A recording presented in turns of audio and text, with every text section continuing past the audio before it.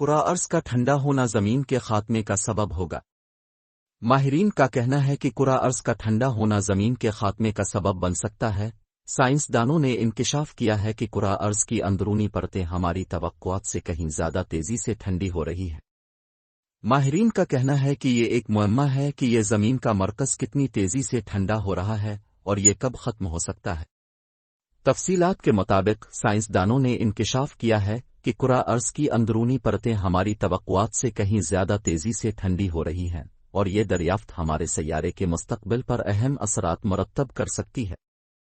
زمین تاریخی لحاظ سے بتدریج سرد ہوتی رہی ہے۔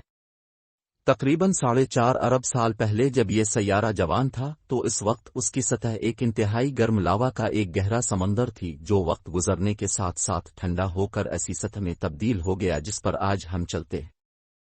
ٹھنڈے ہونے کے دوران زمین کو ایسے کئی مراحل سے گزرنا پڑا جو آج ہماری زمین کو متحرک رکھتے ہیں، جیسے کہ آتش فشاں اور پلیٹ ٹیکٹونکس۔ لیکن یہ اب بھی ایک معمہ ہے کہ یہ زمین کا مرکز کتنی تیزی سے ٹھنڈا ہو رہا ہے اور یہ کب ختم ہو سکتا ہے۔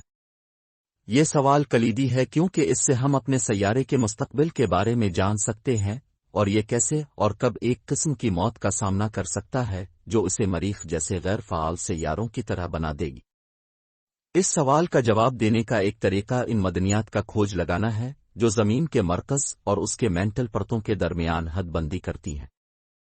یہ وہ جگہ ہے جہاں چٹان پگھلے ہوئے کورے سے ملتی ہیں، جو ان اہم حصوں میں سے ایک ہے جہاں سرد ہونے کے عمل کی شرح کا فیصلہ کیا جا سکتا ہے۔